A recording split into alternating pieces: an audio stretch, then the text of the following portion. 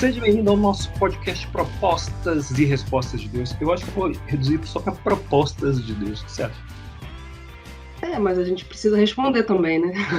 Precisa, mas não precisa estar no nome, né? Deus propõe, né? Muito bom. E hoje nós vamos falar do juiz, que é o símbolo do profeta Miqueias. Miqueias que a gente já andou citando por aí, né? E cantando também. E cantando. Então, Então, que levarei quando for adorar. Opa! Vamos ver se isso aí aparece.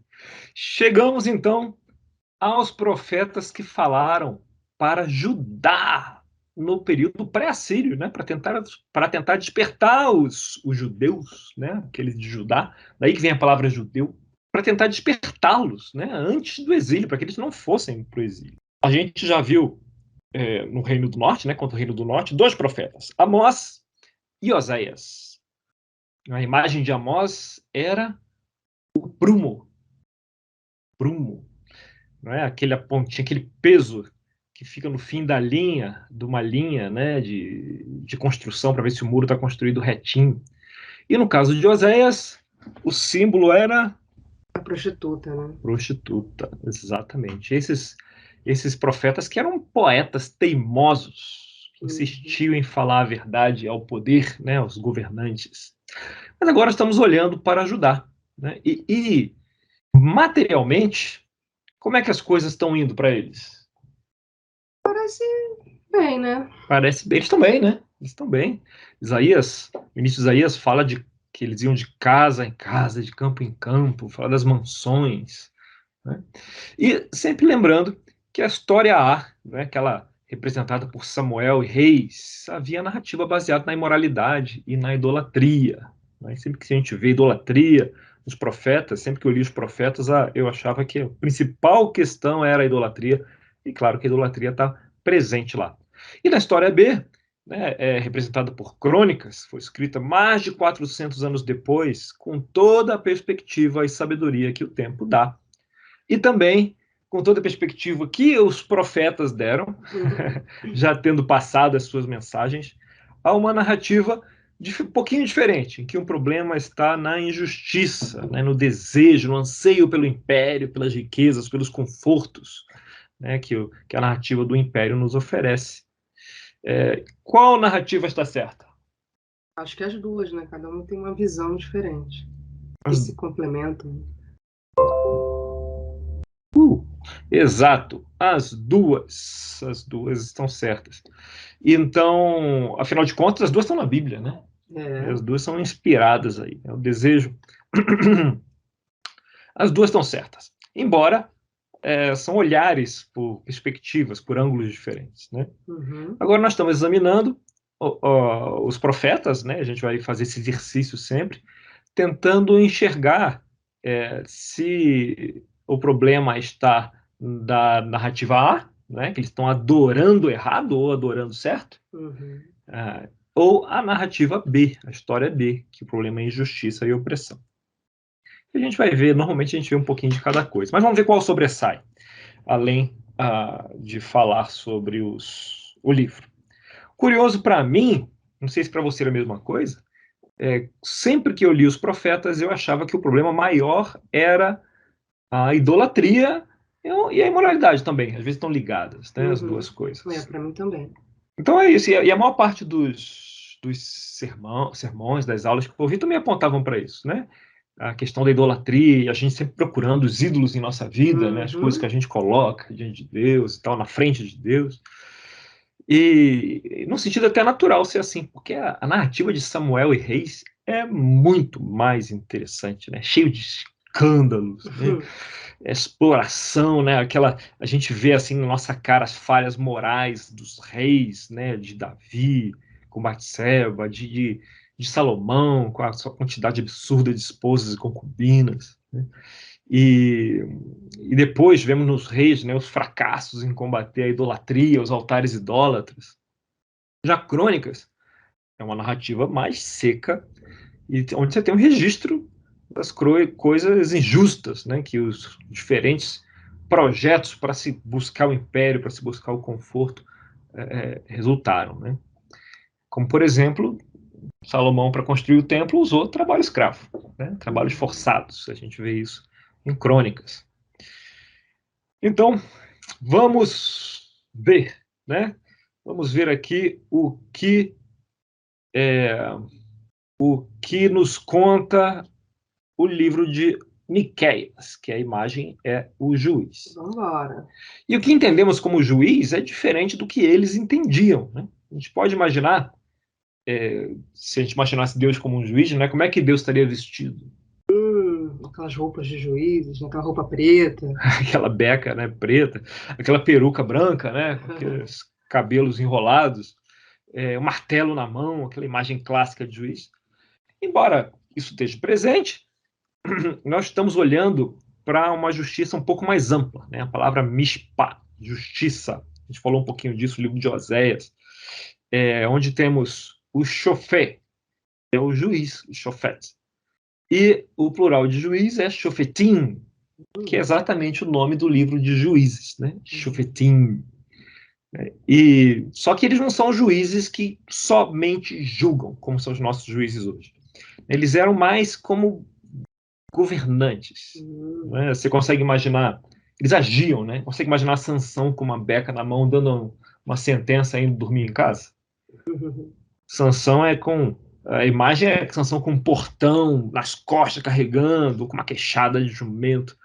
Então esses juízes não declaram apenas uma sentença, mas eles executam a sentença, né? Eles agem. Para quem viu Game of Thrones, né, no início lá, o Ned Stark, ele julga, né, ele condena um cara e ele mesmo executa a sentença, né? O poder executivo e o poder judiciário juntos. Estão juntos, aqui sim, exatamente. Não tinha uma separação de poderes. E, em certa medida, o legislativo também, né? A regulação da lei. Verdade. Então, e eles executam a sentença para quê? Né? Para consertar o que está torto, né? Para restaurar. Né? Os juízes deveriam agir nessa direção. Quando Deus traz o julgamento, há uma ação desse julgamento para restaurar o que estava torto. Então, a imagem do livro de Miqueias é o juiz. Vamos ver se a gente encontra essa imagem. Então, querida, temos de volta hoje, né, a Patrícia do Bloco com sua voz suave e melodiosa. E hoje, vamos lá, vamos começar pelo princípio. Miqueias 1. A palavra do Senhor que veio a Miqueias de Moresete durante os reinados de Jotão, Acais e Ezequias, reis de Judá. A visão que ele teve acerca de Samaria e de Jerusalém. Ouçam todos os povos, prestem atenção, ó terra e todos os que nela habitam, que o Senhor soberano do seu santo templo testemunhe contra vocês. Então temos aí que Miqueias, cara que vem de Moresete, né, uma área tem um certo apelo turístico, né, muitas construções subterrâneas, e aqui o Senhor vai testemunhar. Vamos ver aí como é que acontece isso. Verso 3. Vejam, o Senhor já está saindo da sua habitação. Ele desce e pisa os lugares altos da terra. Debaixo dele os montes se derretem como cera diante do fogo, e os vales racham ao meio, como que rasgados pelas águas que descem velozes em costa abaixo. Tudo por causa da transgressão de Jacó, dos pecados da nação de Israel. Qual é a transgressão de Jacó? Acaso não é Samaria? Qual é o altar idólatra de Judá? Acaso não é Jerusalém? Por isso farei de Samaria um monte de entulho em campo aberto, um lugar para plantação de vinhas. Atirarei as suas pedras no vale e porei a descoberto os seus alicerces. Todas as suas imagens esculpidas serão despedaçadas, e todos os seus ganhos imorais serão consumidos pelo fogo. Destruirei todas as suas imagens, visto que ela juntou foi como ganho da prostituição, como salário de prostituição tornará a ser usado. E então, se a gente olhar aqui, parece mais idolatria ou injustiça? A idolatria. Imagens esculpidas, né? Parece que está presente aqui a idolatria. Se a gente lembrar de Amós, ele focava bastante na narrativa B, né? Na injustiça. Oséias é mais equilibrado, mas inclina um pouco para a narrativa A, já que a prostituta, né, já traz a questão da imoralidade, né, e da idolatria. É no próprio símbolo do livro. Mas agora, a história A está presente aqui, né? Então, mas a gente, antes de chegar a uma conclusão, já que a gente está só no capítulo 1, né? Vamos manter os olhos abertos e continuar lendo. Vamos ler bastante. A gente quase não lê profetas quando está lendo a nossa Bíblia, né? Então esse é um momento para a gente ler um pouco mais dos profetas. Verso 8. Por causa disso, chorarei e lamentarei, andarei descalço e nu, uivarei como chacal e gemerei como filhote de coruja, pois a ferida de Samaria é incurável e chegou a Judá. O flagelo alcançou até mesmo a porta do meu povo, até a própria Jerusalém. Não contem isso em Gate, não chorem. Habitantes de Bet-Ofra, resolvam-se no pó. Saiam nus e cobertos de vergonha, vocês que moram em Safir. Os habitantes de Zanã não sairão de sua cidade. Bet-Ezel está em prantos. Foi-lhe tirada a proteção. Olha só. Você está vendo aqui o quê? Né? É bonito isso aí? Não, né? O julgamento, né? Chegando o julgamento. Ali mais adiante ele fala: trarei um conquistador contra vocês que vivem em Maressa. A glória de Israel irá do lão. Rapem suas cabeças em pranto por causa dos filhos, dos quais vocês tanto se alegram. Então o aviso é claro e não é bonito, né? O julgamento está chegando, né, na forma de exílio, e a idolatria segue presente. Vamos ver então no capítulo 2, o que nos conta. Ai daqueles que planejam maldade, dos que tramam mal em suas camas. Quando alvorece, eles o executam, porque isso eles podem fazer. Cobiçam terrenos e se apoderam deles, cobiçam casas e as tomam. Fazem violência ao homem e à sua família, a ele e aos seus herdeiros. Será que a gente percebe uma mudança de tom aqui?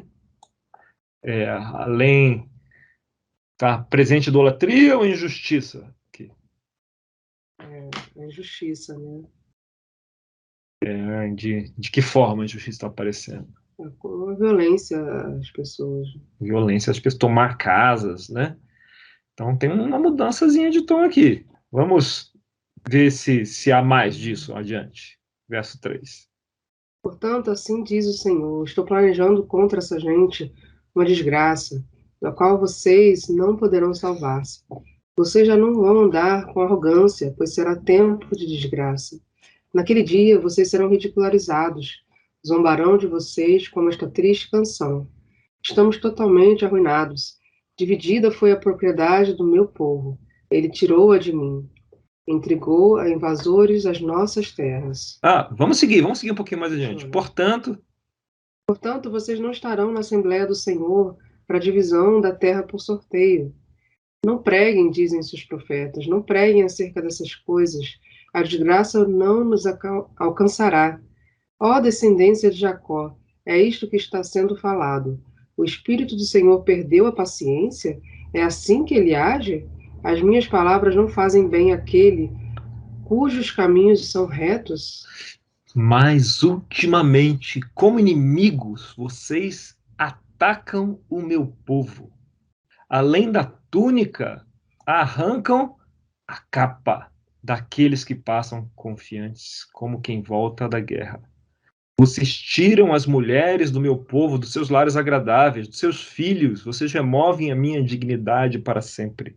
Levantem-se e vão embora, pois este não é um lugar de descanso, porque ele está contaminado, está arruinado, sem que haja remédio. Se o mentiroso e enganador vier e disser, eu pregarei para vocês fartura de vinho e de bebida fermentada, ele será o profeta deste povo. E aí, estamos falando da história A ou da B? Da B. Da B, né? Os inimigos do meu povo, né? Estamos falando de opressão aqui. Né? A B.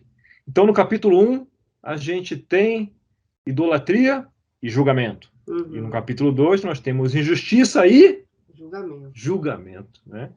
Mas, como costuma acontecer com os profetas, tem um fio de luz. O que diz aí no verso 12? 2:12. Amém, ainda bem, né?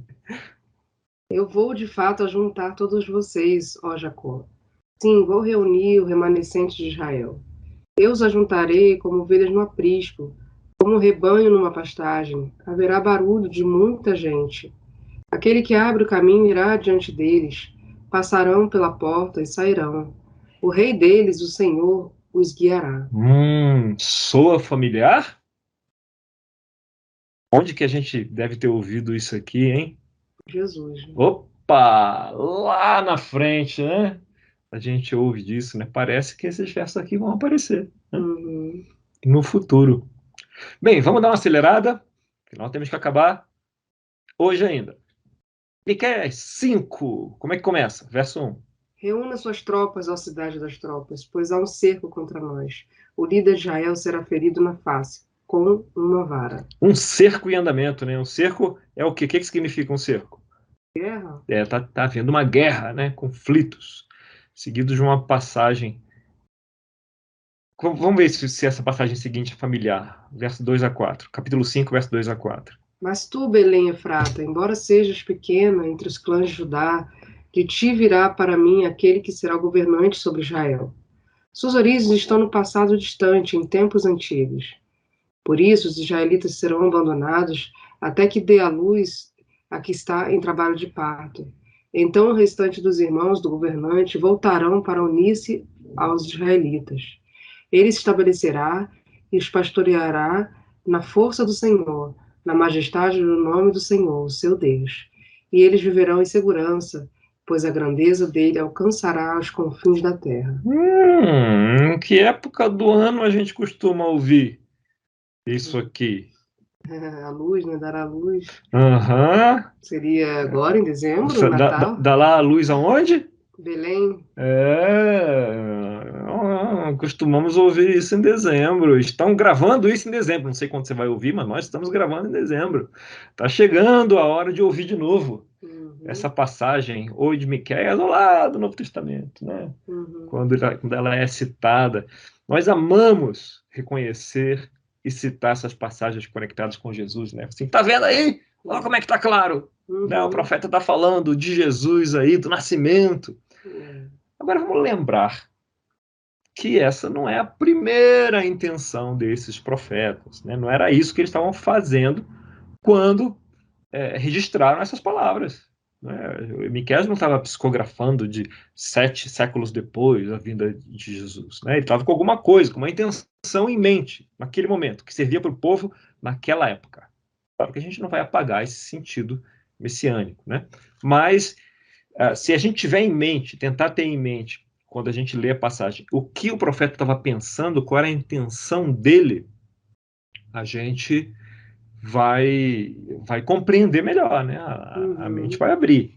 Então, quando Miqueias escreveu isso, ele não estava falando de um Messias, não estava pensando no Messias no futuro, né? E se a gente se colocar no lugar do profeta, né, com o conhecimento que ele tinha, e se a gente lê, mas tu, Belém Efrata, embora sejas pequena entre os clãs de Judá, de ti virá para mim aquele que será o governante de Israel. Quem foi o grande governante de Israel que veio de Belém? Davi. Maior, né, o rei mais celebrado, né, o general mais celebrado que Israel teve. Então, quando ele fala de Belém Efrata, e de lá virar os governantes, o Miqueias está pensando em Davi. E ele fala, embora sejas pequena entre os clãs de Judá. Quem era Davi quando foi ungido? Ele era o mais novo, né? O pastorzinho que estava lá esquecido. Que estava lá esquecido, nem foi chamado quando Samuel chegou, né? Para ungir. Então, veja, eles estão cercados, eles estão sofrendo ataques de uma força superior. E o profeta está falando, está lembrando-os. A gente sempre esquece, né? É bom ser lembrado, né? Está lembrando de como Deus realmente trabalha. Está lembrando esses caras de que você não encontra salvação no modelo usado pelo império. As potências eram sempre mais fortes ali, da época de Davi, né, e Salomão, eram sempre mais fortes que Judá. Então, não é assim que você se salva, né, contando com a força do império. A narrativa de Deus, ela é invertida. Né? Deus trabalha de forma invertida. Então, sempre invertida. Sempre invertida. Ainda que você esteja cercado, não é? Lembre-se, o profeta está falando, olha, ainda que você esteja cercado, lembre-se que é de Belém que vêm os seus reis. E Belém é uma vila grande, é uma cidade grande? Não, parece que não. É uma vilazinha, né? Um lugar de canto, meio esquecido. Né? Ele fala, lembre-se que é da pequenez que vem a grandeza de Deus. A gente lá no Novo Testamento ouve que os últimos serão o quê? Os primeiros. Deus muda? Não, não é o mesmo, né? Os últimos. Então, é da pequenez que vem É a na grandeza. fraqueza que você é forte. É isso, né? Paulo fala isso tantas vezes, né? Uhum. Da fraqueza que você é forte. Então, é isso que ele está falando aqui. Está falando, olha, sei que vocês estão cercados, que parece estranho, mas é de Belém que virá. O que diz aqui no verso 5? Ele será a sua paz. Quando os assírios invadirem a nossa terra e marcharem sobre as nossas fortalezas, levantaremos contra eles 7 pastores, até 8 líderes escolhidos. Qual era a profissão de Davi mesmo? Era pastor, né? Quantos irmãos ele tinha? 7. 8 com ele, né? Então imagina quando o profeta fala, quando os assírios invadirem a nossa terra e marcharem sobre nossas fortalezas, levantaremos contra ele 7 pastores, até 8 líderes escolhidos. O que você acha que pipoca na cabeça do povo quando ouve isso? Quem? Quem que aparece? Davi, né? Davi, né? O cara que era o oitavo, né? Ele tinha 7 mãos e era o oitavo.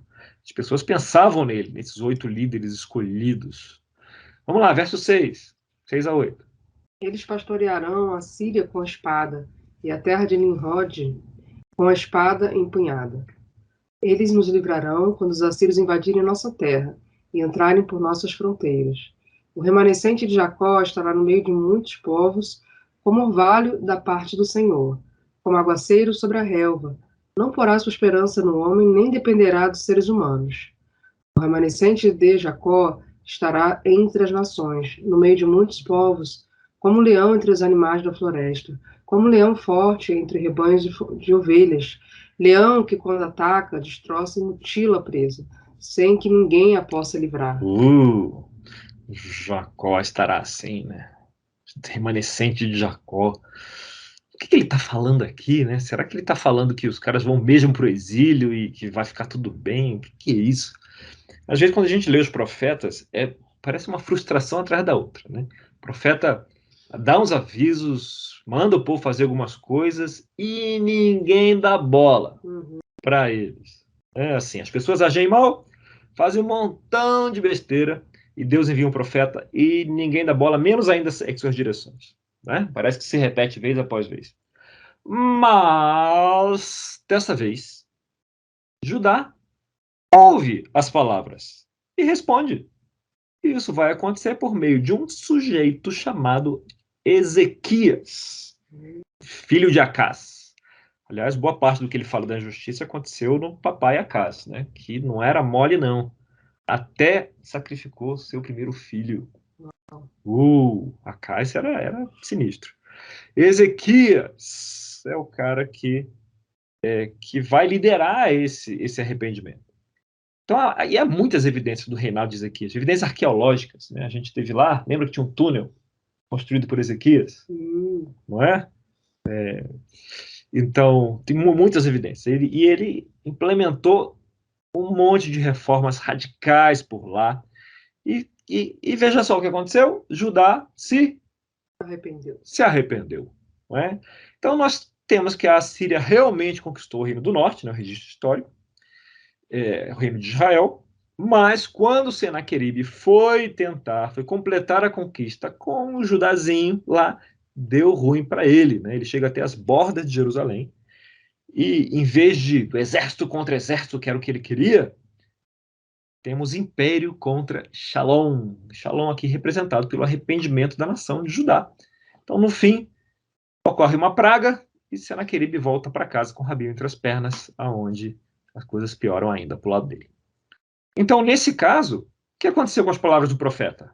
Serviram para alguma coisa? Tiveram efeito, né? Tiveram efeito, que, neste caso, significou a salvação do reino.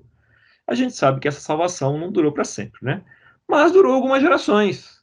Né? Então, por algumas gerações, sim, houve livramento. Não sei se chega a 100 anos, mas O povo vai para a Síria depois de Manassés, Josias. Acho que passa um pouco em torno de 100 anos depois, né? Um pouco mais. Então, nós vemos. Então, nós temos que funcionou, o pessoal ouviu dessa Amém. vez. Olha que interessante. Então, vamos ao capítulo 6 e vemos que a gente falou que a imagem desse livro é juiz, mas não apareceu tanto assim, só no comecinho. Vamos ver se aparece agora. Capítulo 6. Ouçam o que diz o Senhor, fique de pé, abra processo perante os montes. Opa, abre o quê? Processo. Abra processo perante os montes, que as colinas ouçam o que você tem a dizer. Ouçam, ó montes, a acusação do Senhor, escutem, alicerces eternos da terra, pois o Senhor tem uma acusação contra o seu povo, ele está entrando em juízo contra Israel. Meu povo, que foi que eu fiz contra você? Fui muito exigente? Responda-me. Eu tirei do Egito, redimi da terra da escravidão, enviei Moisés, Arão e Miriam para conduzi-lo. Meu povo, lembre-se do que Balaque, rei de Moabe, pediu e do que Balaão, filho de Beor, respondeu. Recorde a viagem que você fez desde Sitim até Gilgal e reconheça que os atos do Senhor são justos. Olha o juiz chegando. Na verdade, aqui, o É. juiz é o promotor também, né? Ouça a acusação do Senhor. É um juiz naquele tempo. Uhum. Ele botava várias responsabilidades, né? Uhum. Miqueias vê isso, meu povo, lembre-se, eu tirei do Egito, parará, tipo, e deu ruim, né? Uhum. Então, Miqueias encara essa situação, tipo, ixi, e agora? O que que a gente deve fazer? E aí? O que que ele fala? Verso 6 e 7. Com que eu poderia comparecer diante do Senhor e curvar-me perante o Deus exaltado? Deveria oferecer holocaustos de bezerros de um ano?